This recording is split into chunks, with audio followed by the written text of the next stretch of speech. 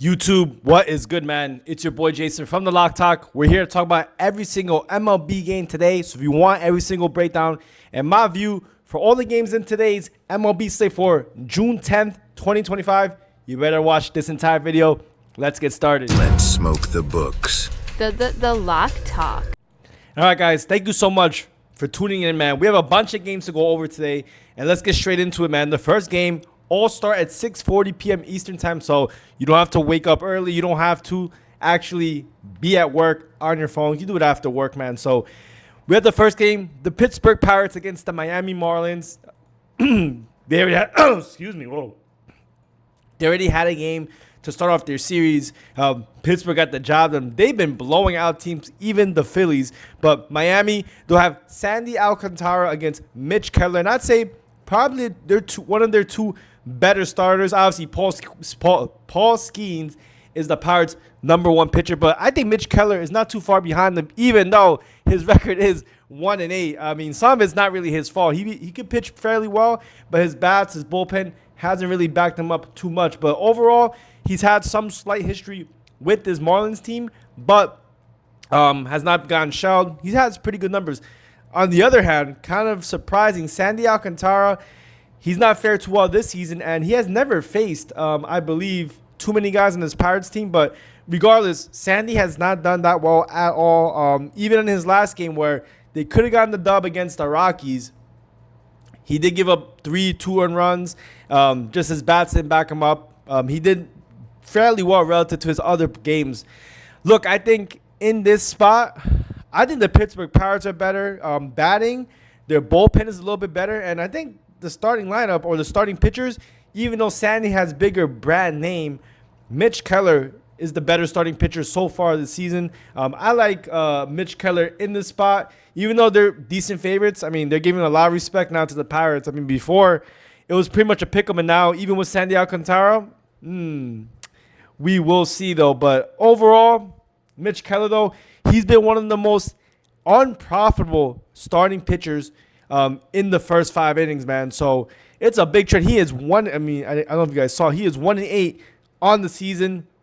The most unprofitable first 5 pitcher. So even though I was saying all these things about the Pittsburgh Pirates, their bullpen, I think if there's a game maybe that Sandy can bounce back and maybe we can get some edge, it could be right here. So I'd say we can make a play. Let's see. Ooh, right here.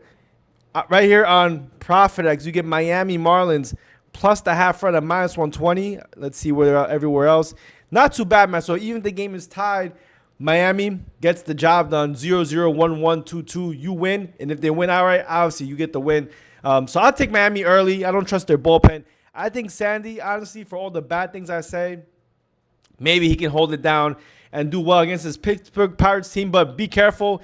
It seems like on some sites they still have it TBD. So as of right now, I'm assuming Sandy pitches. But if he doesn't pitch, make sure you have an action pitcher on when you make your play. So then if he's taken out, you don't have to bet on the Miami Marlins. But that's why I like Miami Marlins early. I think Pittsburgh could definitely pull off the whole game victory because they have the better bullpen. All right, guys. Next game on the board, we have the Cincinnati Reds against the Cleveland Guardians. Slate Ciccone against Andrew Abbott. This will be another 6:40 p.m. Eastern time start.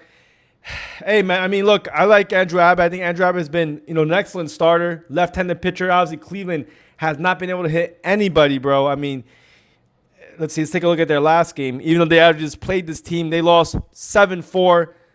Let's see, I move this down right here. Like I said, man, I thought the Reds, even though they had this weak pitcher from yesterday. If you were on my live on Instagram, make sure you guys go follow me on Instagram as well.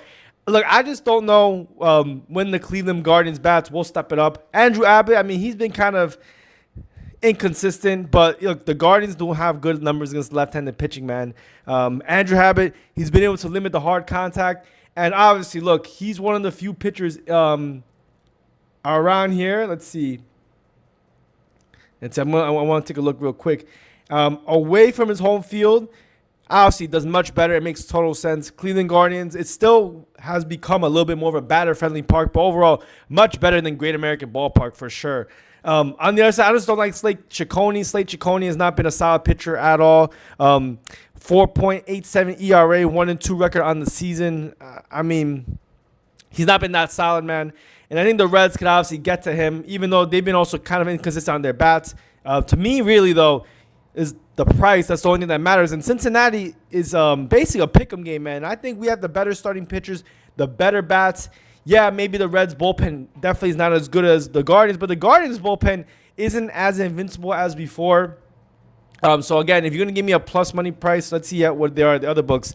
Yeah, I mean, I still like Andrew Abbott. I think Andrew Abbott can get the job done. So give me the Reds money line. I think their bats and even the starting pitcher, I mean, they're kind of a wash. And in a 50-50 game, I'll take the slight dog, but it's basically a pick'em game. All right, guys, next game on the board. We got the Chicago Cubs against the Phillies. And let me say this, man. I'm not able to go through every single detail. So if I'm missing details, it's because I want to make this video less than like 20 minutes, but it's very hard.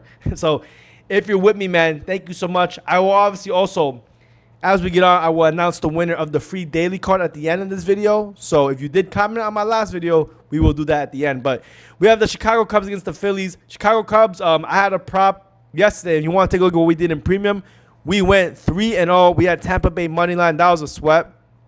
And then we also had, let's see, Diamondbacks first 5 run line. And then we had Matthew Boyd over on his outs. He got the job done. And, the Cubs just didn't back. I mean, they did kind of back him up at the end. They couldn't pull through. But, we have Mike Abel against Colin Ray. Colin Ray, he's done pretty good so far this season. Pretty solid 4-2 record, 3.6 ERA. He's been solid, man. I have nothing bad to say about Colin Ray. He's definitely done a lot better than I thought. But, look, the Phillies, even though they got the job done yesterday, their bats have still been very weak. Ever since they've been missing Bryce Harper, they have not been the same. I mean, their numbers are pretty terrible. But, however, they got one of their best prospects, Mike Abel, and he's been excellent, man. So I think Mike Abel can get the job done and maybe hold them down for, at least through the 5-6 innings that he's able to pitch.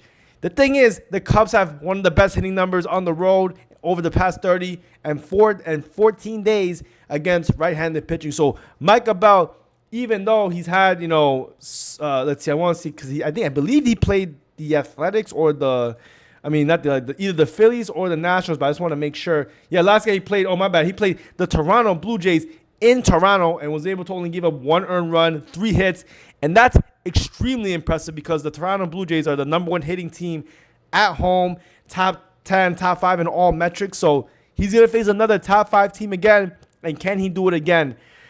I think he could. And I think obviously this number, the total is kind of high. I'm kind of surprised. I think obviously the big question for me is the Phillies bullpen. So I think Michael Bell can have a quality start, maybe give him 1, 2, 3 earned runs, and maybe give the Phillies a chance to win this game. The problem is, I mean, the bats of the Phillies have not been that great. But I do think because Michael Bell is still fairly unknown, we're getting a decent price on the Phillies. But overall, I think this game could be a lower scoring game. I think Colin Ray could hold his own as well. And I think Michael Bell can do it too. I like the first 5 under or the under on this game, under 9.5. Though I will admit this, though. The weather is pretty good in Philadelphia today. One of the best parks, 4 home runs and hits. So maybe it's holding me a little bit back. But I do think Michael Bell can, keep them competitive in this game. It's going to be a tough one. It's a pick-em game for a reason. I have this line right where that is. But if I was forced to make a pick, yeah, man, I think Michael Bell can perform well, and I think this could be a lower scoring type game, but I'm not really rushing to put money on this one. That's just my opinion. It's really going to be on Michael Bell, and if he's able to do what he did against the Toronto Blue Jays, who, I mean, in all metrics are just as good as the Cubs recently. But yeah, tough one. All right, next game we have on the board. We have the New York Mets against the Washington Nationals. Let me show you what the money's at for this game. Looks like a lot of the bigger money's on the Cubs, but in this one, everyone's on the Mets. Mets at home has been a big system play. They've been one of the best home covering team, home winning teams in the MLB. And they're going to have Griffin Canning against, I mean, in my opinion, the Nationals' best pitcher, Mackenzie Gore. The thing about Mackenzie Gore is that he is one of the best pitchers at home. He is not as good on the road, but still, an excellent pitcher, man. He has that strikeout stuff. He is absolutely excellent. But the thing is, when he's away from his home field, his ERA is basically double. Griffin Canning, look, he's from the Angels. When he was on the Angels, he wasn't really that good. But since he's been on the Mets, he's definitely been a lot better. In his last game, he gave up no earned runs to the Los Angeles Dodgers. he had a huge bounce back from the Chicago White Sox game where he gave up 3 earned runs and got the L in that one. So, I mean, look, man, the Mets, one of the best hitting teams at home. Mackenzie Gore, for how excellent he is at home, he is terrible on the road. He has basically he doubles his whip on the road than at home. So, for all those instances, I get it. I don't like leading with the public, but I think the Mets have just equally as good or just as good bats. And I think Mackenzie Gore is the better pitcher, but just a situational spot. I just got to go with this trend. Mackenzie Gore, you fade him on the road or you just don't bet on him. And you go only bet on him when he's at home. So give me the Mets minus 150, or I don't know. I don't know if I want to do run line, but I think Griffin Canning can limit the chances. And I think the Mets can get to Mackenzie Gore and that weaker bullpen. So give me the Mets money line. I don't like laying that price, but that's what I have to lean for the sake of the video. And all right, guys, this was one of the most stressful games yesterday, man. I had goddamn Tampa Bay Rays, bro, and Tampa Bay Rays really made me sweat. They had so many leads, and the Red Sox bullpen is even more toast now that they used up almost everyone just trying to win this game. But Tampa Bay, big dogs, and it's because, they got, I'm kind of surprised. Plus 101 against Ryan Pepio against Lucas Giolito. And I don't know, man. Lucas Giolito, he's from the White Sox. Yeah, he's had a few good games. I will say this, though. Well, excuse me.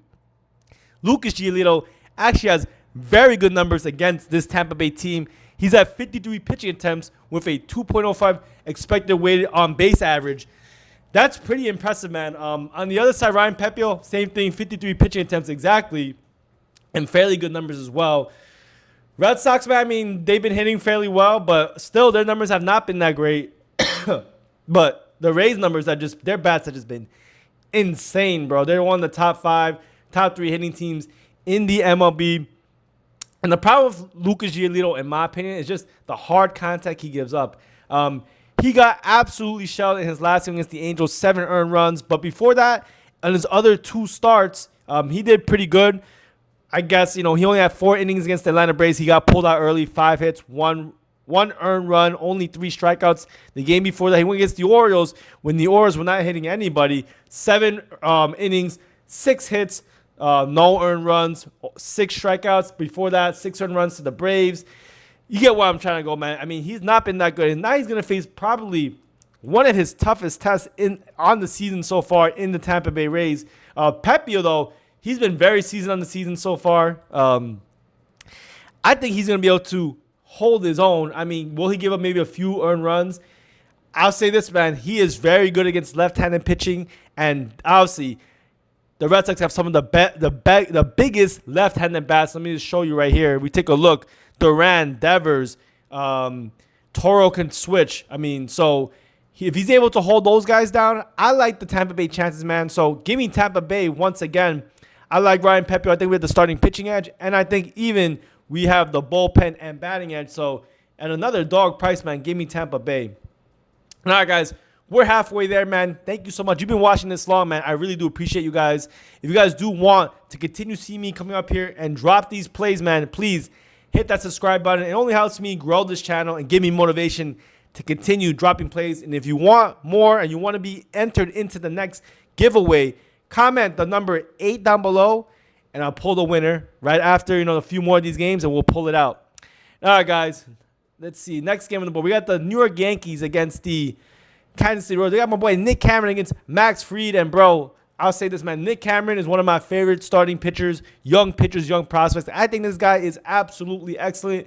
And he probably has now, by far, his toughest test today. And the reason why it's tough is because Nick Cameron is a contact-type pitcher. And if you're going to give contact to one of the best hitting teams in the MLB with some of the best bats of all time and like guys like Aaron Judge, you might be in some trouble, but he's been excellent, bro. He has had a quality start in every single start he's had, even against the St. Louis Cardinals, 6 innings, 2 hits, no earned runs, 3 strikeouts, 2 walks.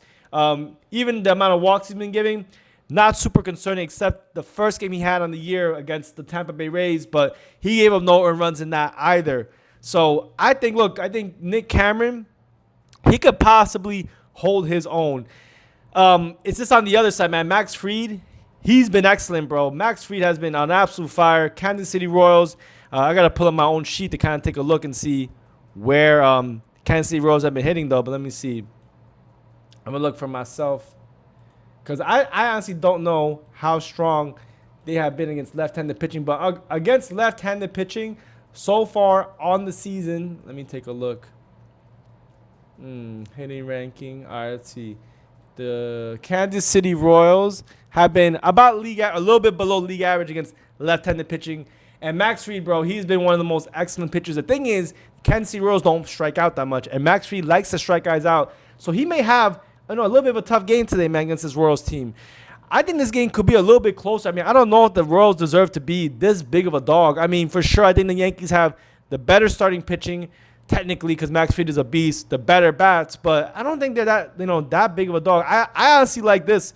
Kansas City Royals plus 1.5. I'm going to take my shot at my boy Nick Cameron. I think even though he's a contact pitcher, I still think the Royals can possibly get to Max Fried, who, I mean, he's had an excellent season so far. I mean, we got paid by him. I mean, we took his strikeouts against the Guardians, but the Guardians have not been able to hit anyone. But he is not impossible to hit, man. Dodgers got to him. The New York Mets got to him. The Royals got to him early in the year, 2 earned runs. The Yankees did get the win there, but I do think in a revenge spot and with Nick Cameron starting, maybe they can get this win right here, man. So give me the plus 1.5 with the Royals. I like this spot. You want to take money line and go crazy? That's up to you, but I'm going to play a little bit safer with with this play right here. All right, guys. Next game on the board, we have the Texas Rangers against the Minnesota Twins. Trevor Malley against – oops. Oh, I guess they don't have a starting pitcher for the Twins, but I'll say this, man. Trevor Malley's a pretty excellent pitcher, but, the Twins, their bats have definitely woken up a little bit. Until we get a starting pitcher for the Twins, it's really hard for me to make any type of determination. I'd say, Rangers bats have definitely been stepping up since Corey Seager's been back, but we'll skip this game. Until I have a starting pitcher, there's no way I want to break this down on this video. Impossible. But looks like a lot of people are still betting on the Twins. Let's see. Maybe we could see on another site, but I don't. Yeah. Oh, right now they have Simeon Woods Richardson. He's okay. He's not my favorite starting pitcher, man. But I'm gonna skip until we get other confirmation from other sites. But if it is Simeon Woods Richardson, he's not my favorite starter in the world. I do think Minnesota Twins. It's gonna be a close game. Just off that, I'll probably skip it. But the really big question is, will the Texas bats show up? They haven't been showing up at all, honestly. All right, next game on the board. We got the Atlanta Braves against the Milwaukee Brewers. Quinn Priester against Grant Holmes. Look, Grant Holmes is an excellent pitcher. I think the Braves bats, they've been on absolute fire, especially since getting Acuna back. Quinn Priester, he's a contact pitcher. If you're going to give contact to this Atlanta team, I'd be kind of nervous. Grant Holmes, he's had some tough starts, but he's shown some excellent strikeout ability. I mean, yeah, man, look, he's going to have some bad games. He's still a young guy. But I don't think Quinn Priester is the better pitcher, just given the style, because if Atlanta Braves are able to get contact, I mean, they've been absolutely crushing the ball. So if you're going to give me basically a pick-em spot, I think Grant Holmes is equally as good of a starting pitcher than Quinn Priester, or even better. Give me the Braves minus 110. I think we have the better bats and the better starting pitcher. And even though the Brewers bullpen has definitely stepped it up, I think the Braves bullpen still top of the league. They've been top of the league for a very long time so far this season. So give me the Braves money line. All right, guys. Next game on the board, we got the Toronto Blue Jays against the St. Louis Cardinals. Toronto Blue Jays came back and won that game, I believe, in overtime last time they played. But we have Miles Mikolas against Chris Bassett. And look, Miles Mikolas, he's not my favorite starting pitcher. I think he just gives up way too much contact. He is a home run ball can waiting to explode. But on the other side, Chris Bassett, I mean, he's been excellent in some spots. I mean, he does have pretty bad numbers against his Cardinals team. So that's one thing that's kind of concerning in this game. Total set at 8.5. I think that number is super excellent. But in terms of, I guess, kind of where I'm leaning, I just don't like Miles Mikolas. I think the bats for the Toronto Blue Jays side will be a little bit better. The thing that really just concerns me is Chris Bassett and his past history. But so far this season, he's been limiting the very hard contact, the sharp contact. Last game out, he went against the Phillies, who, again, have not been hitting that well. Only 1 earned run, but gave up 5 hits. Before that, 5 hits again and 5 earned runs against the Athletics. But before that, gave up nothing against the Padres. So he's had, slight portions of excellence. he's kind of even home and away. But the one thing is he's not good against left-handed bats. And look, the one thing about the Cardinals is that they don't have too many big guys or left-handed bats besides Nootbaar. So that's a positive in my opinion for Chris Bassett. Again, this is another kind of pick-em type spot, man. But I think Toronto Blue Jays have the better bats. I think, honestly, even though Chris Bassett hasn't had the best history against this Cardinals team, I think he's in a good spot to maybe bounce back and have another good game. So give me the Blue Jays on the money line. I think we have the better starting pitcher. We might have someone. I think the bullpen's kind of a wash, but I also like Miles Michaelis. I think, he's a home run ball waiting to happen. All right, guys. We're getting to the 8 o'clock spot, man. Now we have the Chicago White Sox against the Houston Astros. Lance McCullers Jr. against Shane Smith. Two pitchers who are excellent for this team. McCuller, he's not been the same since his injury, but he still has that strikeout stuff. And he's still, even though the White Sox are definitely, again, they're beginning some wins here and there. I mean, weaker bats of the year so far, for sure. Shane Smith, he's actually been very, very good for this White Sox team. He's actually been one of the best starting pitchers in the first 5 innings in the league so far. 6-3 on the season in the first 5, but overall 2-3 record. Just going off for entire games. Obviously, his bullpen and his bats have not done him too much justice. The reason why I talk about that is because that's the reason why the total's so low. Shane Smith, he's an excellent pitcher. Houston's obviously in their best spot at home. Minus 170 favorites. Look, there's no way I can really look at this, but I do think this could be an under in the first 5, so that's where I will lean. So give me under first 5. I think Shane Smith and McCuller can limit the chances, even though the Astro bats are definitely one of the best bats at home when they're playing at home. That's their best spot. So if there's any game or any spot where Shane Smith could get cracked, it could be this one, but I think there's going to be maybe like 2-3 earned runs or 3 earned runs in the first 5, and maybe we get close to 7 at the end with that poor White Sox bullpen. But Shane Smith, he's been very solid. Tough game to call, but I think Astros win a low-scoring game. But I think it's a low-scoring game just to start. And all right, guys, I believe we got 2 more games left. San Francisco Giants against the Rockies, and then Seattle Mariners against the Diamondbacks. You've been with me this long, man. You're a real one for sure. But let's talk about this game right here, man. We got the San Francisco Giants against the Colorado Rockies. Palmquist against Kyle Harrison. And Kyle Harrison, he's had an okay start. He hasn't come in for that many innings. But he does give up contact. He's not my favorite pitcher. Look, I mean, Giants, much better hitting team, much better pitching staff. I mean, that's why they're such big favorites. But their poor performance hitting on the road, away from their home field, does not give me any confidence. And I don't think Kyle Harrison is that crazy of a good starter. Palmquist is also not good, but the only way I can really look at this is really Rockies money line. I would not want to lay minus 210 with the Giants. Do I think they win? Yeah, for sure. I think they're going to be the better team. I think they have the better starter, better bullpen, better bats, but they just not have performed in the situational spot away from their home field. And Kyle Harrison gives up contact, even though he's had 2 decent starts. So just a price thing. I'm not saying go bet the Rockies, but if I was to bet, pure betting wise, even with all the stats being said, I think, Giants, given how poor they've been performing on the road, there's no way I want to lay 2-1 with them. So give me the Rockies money line or plus 1.5, plus 2.5. I think the Rockies have a chance to win this game outright. It's not out of the question at all, man. So definitely be careful.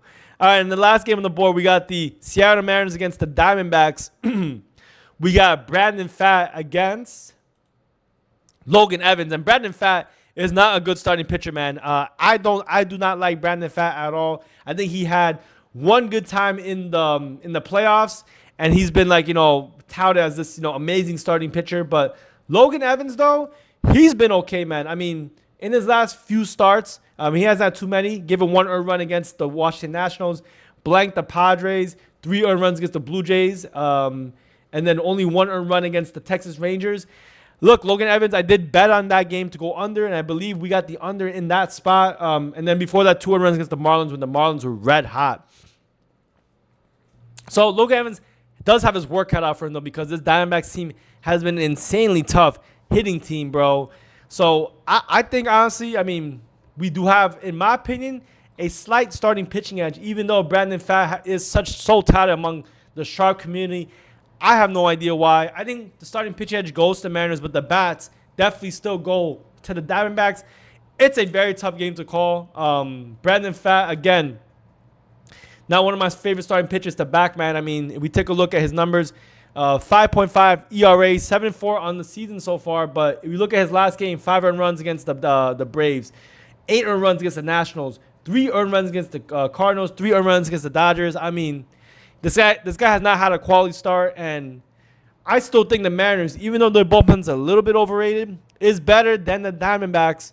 So give me the Mariners plus 114. I think even though the bats are definitely better for the Diamondbacks, I mean, we saw the bats for the Mariners kind of wake up at the end of the last game. So maybe if this game is able to stay close, maybe, Mariners are down 3-2, 4-2, their bullpen can come in and get the job done and get the win. So give me the Mariners plus money, plus 114. I think it's a good spot for them to get a win here. And yeah, man, that's every single game on the board that we broke down today. If you've been with me this long, man, I really do appreciate all you guys. And now it's time for us to pick the winner of the free daily card. So again, if you guys do want every single one of my plays, go on my site. I'll put a link down below. We have free packages. We have packages for all days, long-term, short-term. Come join us and get every single play like these with all my write-ups and every single breakdown with the charts. But, enough of that. If you guys want to join, and someone will join for free, I'm going to pick someone randomly from our last video. So I'm going to get the link. Let's see. If you guys can hear me, I'm going to pull it. All right, so I got the link. We're going to paste it right here. And then we just got to do some simple math. 9 plus 3 is 12. And we'll get how many unique comments we got in the last video. And we got 10 unique comments, man. So it's slowly rising, man. We're getting there. And all right, guys, thank you again. If you guys do want to get into the next draft, and then the next draft for the winner, just comment down below anything. But I'd say comment number 8 for that good luck, man, because 8 is the money number. All right, you ready? Here we go. And the winner is me. All right, we got to do it again, man. I can't win. And this is to prove this is 100% random. So let's go do it again, man. The winner of the free daily card is Mr. Ham 614. Thank you so much, my man. You put the number 8, just like I said, bro. So if you do want to get this free daily card, just shoot me a DM on Instagram, and I'll send you the link to join for free. Guys, thank you so much. I'll see you guys on the next one.